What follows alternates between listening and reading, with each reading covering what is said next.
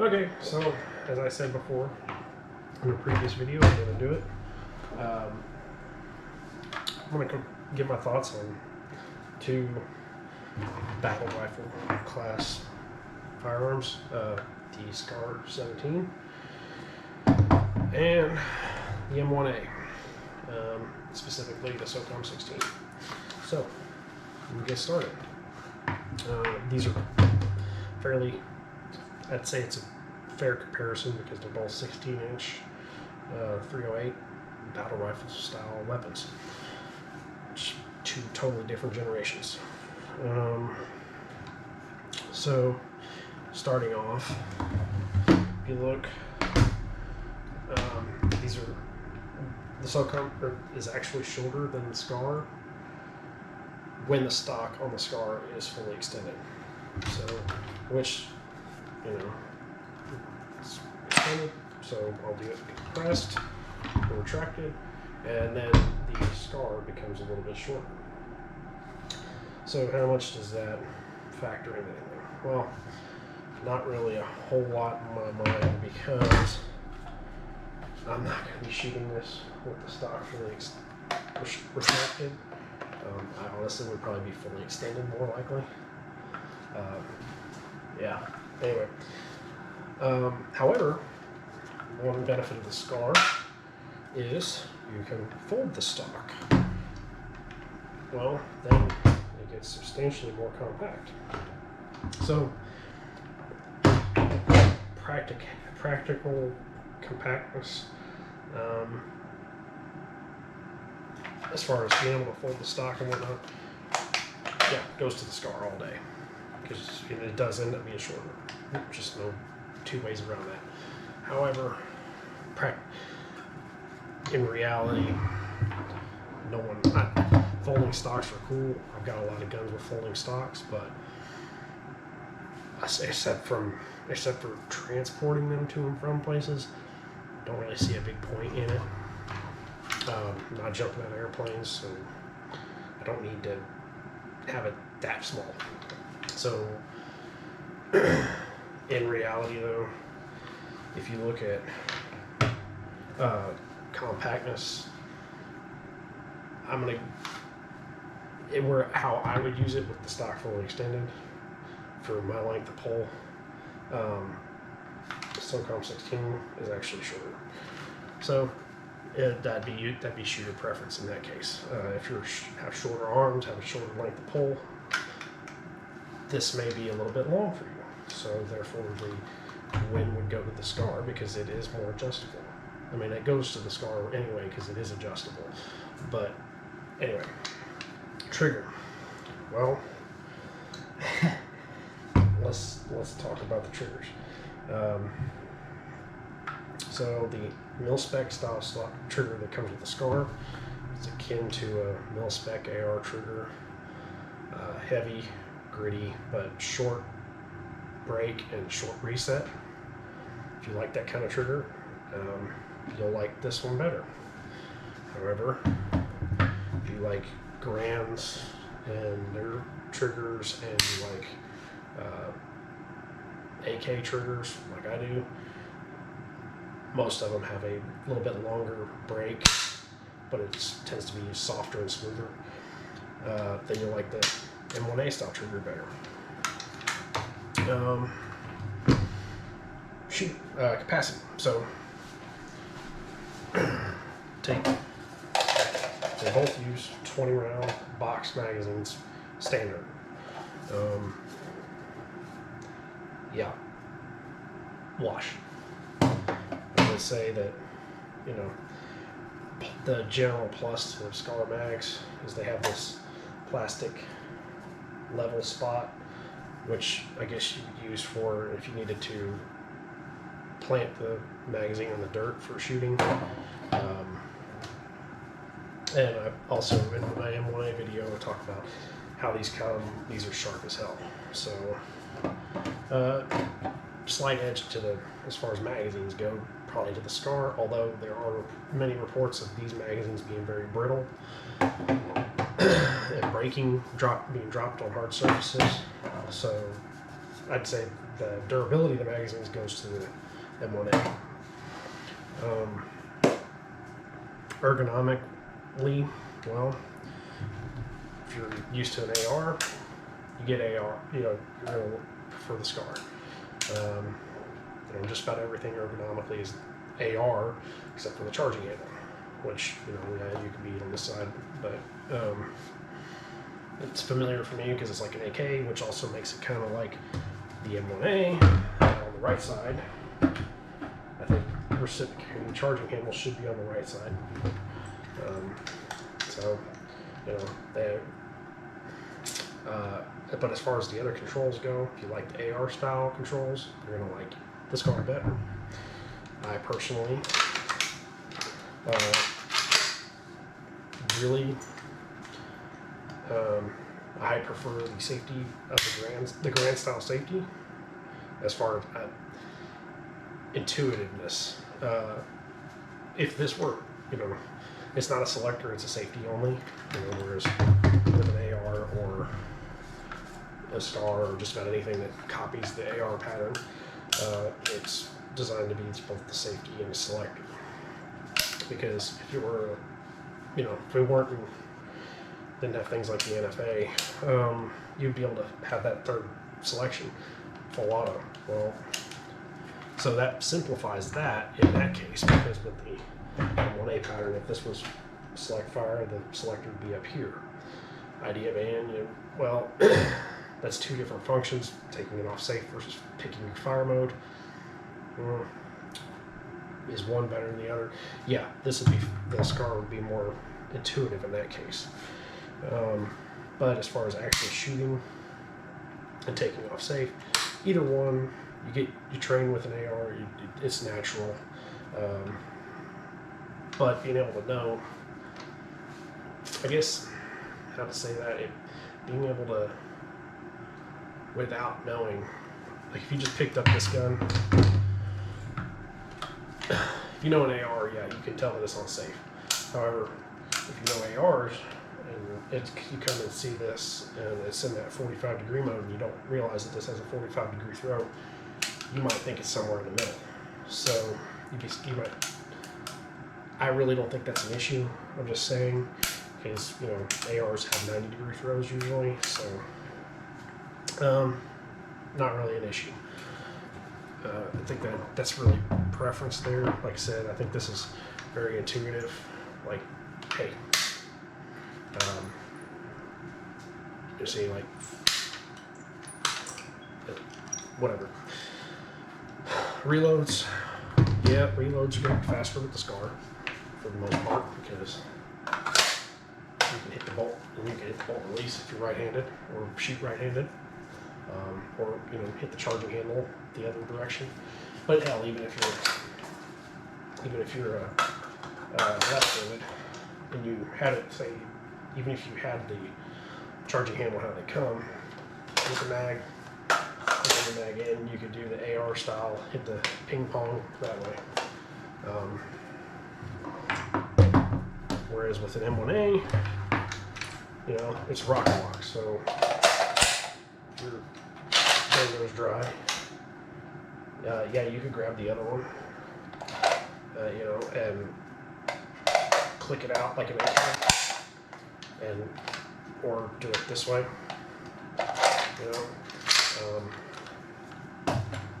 I think people with the same skill and the same amount of training proficiency, they're going to be faster with a Scar on the reload.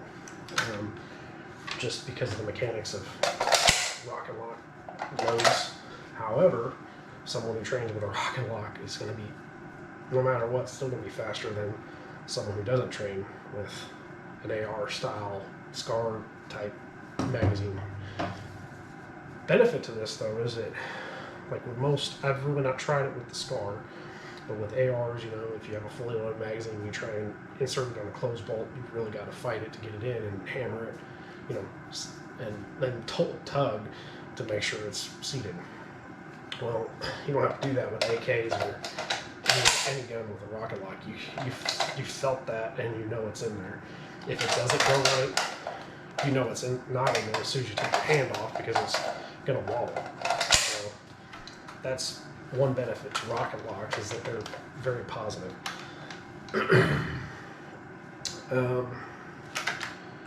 Weight. So honestly, as they both come,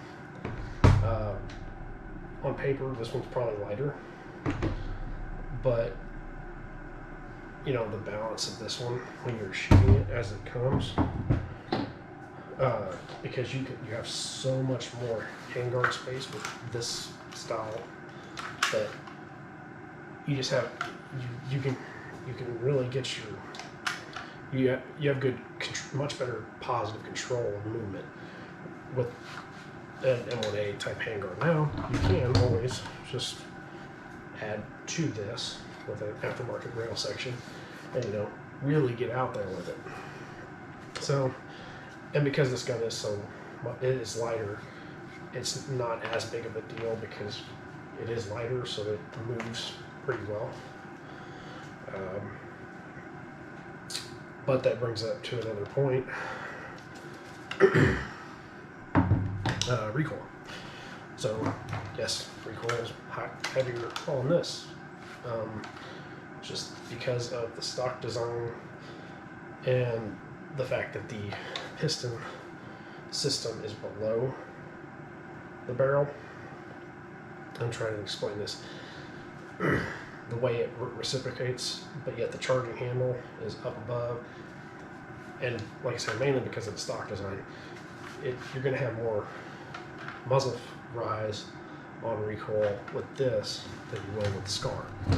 The Scar with the AR-like straight bore line to the stock, it's just going to come back straight. So muzzle rise is significantly less with this.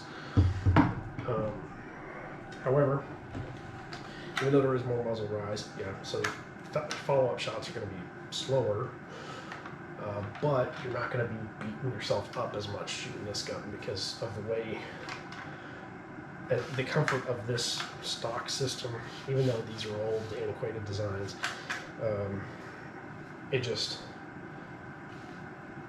you feel like you can shoot it a much more prolonged period of time with this type of stock. So that's that. Big one, price. Well, I mean, I bought this used, so that's not fair. But you know, I think these are going rough, you know, just shy of $2,000 probably right now. Whereas this guy, you know, they're, you know, well over 3,000 right now. You know, probably closer to 3,500-ish at this point in time. So that money's a factor. It's just the way it is. You know, you can get this gun, a good dot, a light, probably set it up to suppress it. In fact, I know you could, for what you're going to be in the cost of this gun alone. So, you know, if it were me, I personally, you know, the Scar, it's a very cool gun, very, it's a great design, but, you know, if I had a budget, you know, say my budget was $4,000 to totally be good to go, I would not go with the Scar, because the Scar, $4,000. Well, if the gun's $3,400, you're probably going to be looking at $3,600 or so after tax. These magazines are $50 a pop, so getting a good number of magazines, you know, is going to put you another couple hundred. You know, let's say you got a basic, you know, got 7, 8 mags, say 8 mags, that's $200. So now you're closer to 3,800. Yeah, you can get a a weapon light maybe after that, but then you're blowing your budget. Whereas with this guy, if it's $1,800, well, okay. Now I get yeah, these mags brand new are like $50 too, but I can get 10 mags. Spend $500 or $1,400. I get a good aim point dot or whatever. I mean, I like Hollisons, but let's say you went with an aim point. Let's say 500 or whatever for an aim point. That's cheap for an aim point. But you're 2,800ish. Good light, 30. So you're at 3,000 or some change. Then you could set this up to suppress for another couple $100 and get a suppressor. And this gun would be pretty stout. Get rid of the suppressor, in my mind, would get rid of that concussiveness that I still feel you would need with the SCAR too. So if it were me, I'd get this guy all day long, trick it out, shoot it, versus getting this guy that can break the bank just getting the gun. Another thing is the whole precious factor. You get this guy and you almost don't, you spend so much money on it, unless you're just made of money, you spend so much money on it that you don't want to go out and shoot it because you don't want to dang it up. Well, I mean, if you're not going to shoot it and train with it, then what's the point of having it, other than talking about it? It's kind of like my Desert Eagle video. Yeah, it's a cool gun, but you don't ever want to shoot it, so I don't understand why have it. My SPAS 12, same way. Cool gun. I admittedly bought it just because I always wanted one because of movies. I did not spend what people are spending on those now, but if I would never have spent the money that they go for now on one of those, just because I wouldn't shoot it. It's a collector's item. Well, these type of rifles are not meant to be collector's items, they're meant to be shot, and if you don't have the money to set this up and train with it, then don't get it. Get this guy, or hell, or throw in the AR-10. You can get AR-10s all day long. I wouldn't trust an AR-10 as a long-term shooting thing. This is my deer rifle now. Doesn't get a lot of rounds through it, and it won't ever get a lot of rounds through it because AR-10s don't hold up. It's been proven. They wear out, they get beat up. 308 eats the platform to death. Even though that's what the original AR was designed for, they just don't last. So anyway, 308 though, there are good choices. This is a great gun, but I would not, like, if you had a budget, like I said, even at $4,000, this is not, the SCAR is not the gun for you. And you want 308, I would get this or an FAL. The much better starting out. Plus they're battle-proven designs. They're war-proven designs. Yeah, the SCAR's been used. It was used in the GWAT, but hell, just as many people. You hear reports, just as many people that liked it, that just as many disliked it. Whereas the M1A or the M14 platform, anything but full auto, people love these. That actually used them. FAL, right hand of the free world. Take your pick there. Don't have one. I've never had a chance to get one. But anything that made it through 90% of the world's conflicts, the last turn of the half of the 20th century, has to be a good gun. So, anyway, that's going to conclude this video. It's probably way longer than I really anticipated, but I just wanted to get it out of the way because it's a comparison I've been wanting to do. So anyway, until next time, talk to y'all later.